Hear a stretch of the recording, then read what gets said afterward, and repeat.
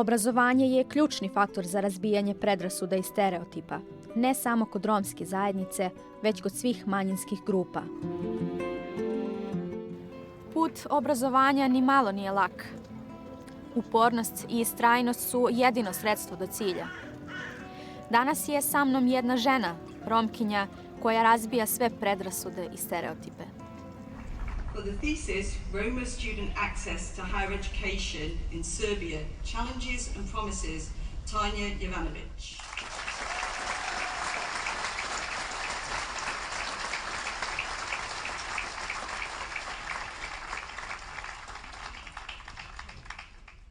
Ja sam po zanimanju doktor filozofije u obrazovanju. Magistrirala sam na međunarodnom obrazovanju i razvoju, također na Sussex univerzitetu. Tako da, ono što je mene zanimalo, zašto obrazovanje? Zato što obrazovanje vidim kao ključ.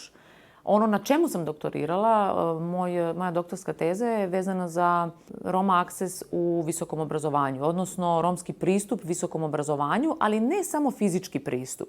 Znači pristup u smislu koji je njihov put, svi ti izazovi i mogućnosti da bi došli u stvari do samog čina da dođu do visokog obrazovanja. Živimo u dobu znanja, gdje je znanje upravo ekonomija. Zato sam i publikovala nešto što sam na postdoktorskim studijama što sam radila, a to je Roma Accessing Global Knowledge Economy. Šta to znači? Pristup Romima na tom znanju koje je kompetitivno, odnosno na globalnom tržištu rada. Jer znanje je ono što mi u stvari prodajemo. Prošlo je to vreme kada smo da prodajemo prosto neke proizvode. Naš proizvod treba da bude znanje i to je ono što utiče na razvoj svake države. Po podacima iz 2017. godine, kada je reč o obrazovnom sistemu, 1 od 6 romske dece ne upiše osnovnu školu. Predškolske ustanove pohađa 17% romske dece, a do završenog visokog obrazovanja stigne tek 1%.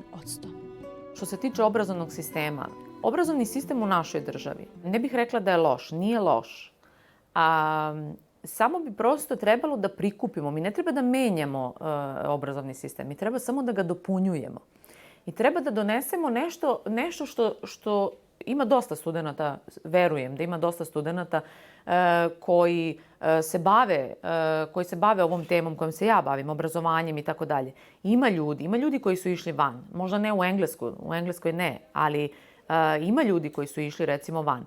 Da se prikupi sve ono što je dobro i da se donese tu i primeni i dopuni. Jer mi imamo najbolje i lekare, i imamo jako dobre i ljude koji su i u IT sektoru, i inženjere i tako dalje. Znači imamo dosta mi ljudi koji su stvarno, zato i odlaze, zato i su i prihvaćeni i traženi van. Tako da mi samo treba jednostavno da obogatimo naš obrazovni sistem. Kako ste se finansirali s obzirom na to da Srbija nije u Evropskoj uniji? Pa to je bilo jako teško. Ja sam morala recimo u Engleskoj da plaćam 3 puta više svoju školarinu, baš zato što nisam iz Evropske unije. Jednostavno nikakve privilegije nemate zato što dolazite iz Srbije, zato i nemamo toliko studenata. Ja recimo za 10 godina nisam srela nikoga iz Srbije. Imala sam pitanje od strane profesora kako sam ja uspela kao neko koji je iz Srbije da dobijem vizu da dođem tamo. Zato što ih nema. Tako da nema, nažalost nema. Bilo bi fantastično kada bi imali više mogućnosti. Moje kolege, jako dobri prijatelji koji su dolazili recimo iz Kuvajta i Saudijske Arabije, koji imaju punu školarinu. Znači oni čak i ne znaju koliko košta njihova školarina, zato što to plaća država i podržava i plaća i sve njihove troškove. Znači ne samo školarina, nego kompletno.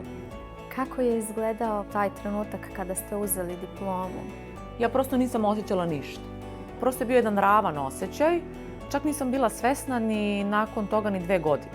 Nakon toga odmah sam krenula u jednu novu borbu. Nisam imala čak ni vremena da razmišljam o tome kad sam završila, šta sam završila, nego sam krenula odmah sa postdoktorskim studijama. To je bila kolaborativna sa CEU-om i sa Harvard univerzitetu. Znate kako, vi odmah razmišljate o tome šta ćete da publikujete. Vi kada ste akademac, razmišljate šta ćete da publikujete, koje su teme. Idete dalje, vi nemate vremena da uživate u tim uspesima. Drugi više razmišljaju o vašim uspjesima nego vi sami o tome. Koliko vas je zaista sve koštalo, ne mislim finansijski? Pa koštalo me. Koštalo me, velike su to žrtve. Žrtve i porodice, žrtve i zdravstvene žrtve. Znači vi žrtvujete, da kažem, taj neki period života gde morate potpuno da se posvetite tome što radite, pogotovo kada to što sam ja morala da radim i plus da studiram, to zajedno zahteva velike žrtve. Velike žrtve. Sad, isplati se ta žrtva. Kad kažem isplati se, ne pričamo o novcu, ne pričamo o finansijama, vi se osjećate ispunjeni. Ja verovatno nikad neću moći finansijski da vratim ono što sam sve uložila, ali ja to ni ne očekujem. Ja prosto sam ispunjena sama sa sobom i sa onim što sam ja uradila, ono čime se ja bavim.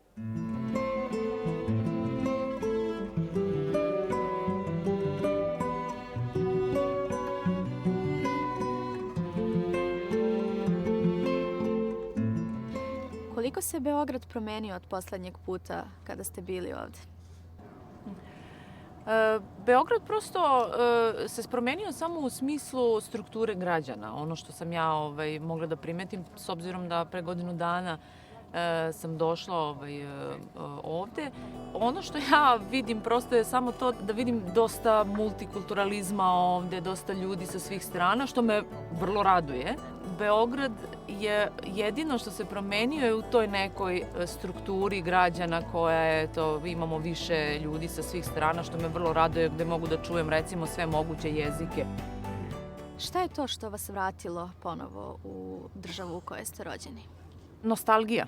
Nostalgija je nešto što, bez obzira koliko godina vi provodite van države u kojoj ste rođeni, i dalje se osjeća ta nostalgija. Ono što je, da kažem, najveći razlog je nakon tog nekog investiranja u samu sebe, prosto sam shvatila da ja to treba da vratim negde, da kažem, nazad. Da ono što sam negde tamo i naučila i radila, da mogu da prosto primenim ovde i da pomognem tim ljudima kojima, kao što je meni neko morao da pomogne, kao što je neko meni morao da otvori vrata i da da šansu, tako i ja isto moram nekome da otvorim vrata ili da dam šansu ili da makar radim na tome da se poveća ta šansa. Da li ste uvek znali da ćete se vratiti u Srbiju ili je bilo perioda kada ste hteli da gradite karijeru u inostranstvu? Imalo je perioda kada sam želela da se vratim u Srbiju i ranije, ali nažalost nisam imala mogućnosti, odnosno šansu i otvorene ruke od strane ove države. Znala sam da pre ili kasnije ću se definitivno vratiti u nekom periodu svog života. Ovo sada se desilo prosto nekim prirodnim tokom. To je da iz San Francisco sam želela da, pogotovo kad odete toliko daleko kao ja što sam otišla, iz Engleske otišla u Ameriku, pa pogotovo odete na tu stranu Amerike, odnosno što bi rekli mi na kraj sveta, tada ta nostalgija počinje da se povećava kod vas, kao što je to bilo kod mene, i na kraju sam shvatila da ja sam u stvari došla tu na nekih 2-3 meseca, ali sam onda osetila da je vreme da ostanem.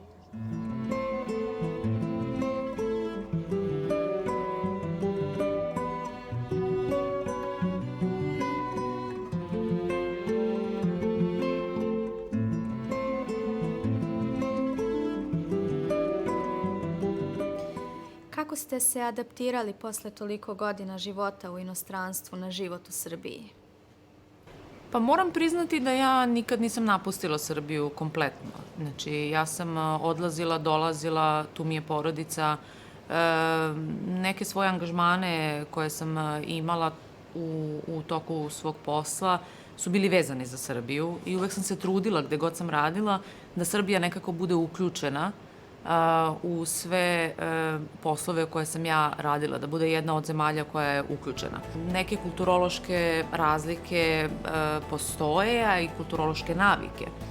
Tako da mislim da mi treba vremena, ali ipak koreni su tu. Nije se tu nešto previše menjalo. To su sve moji ljudi, ja sam deo ovog društva. Da li su vas prihvatili lakše nego u Srbiji?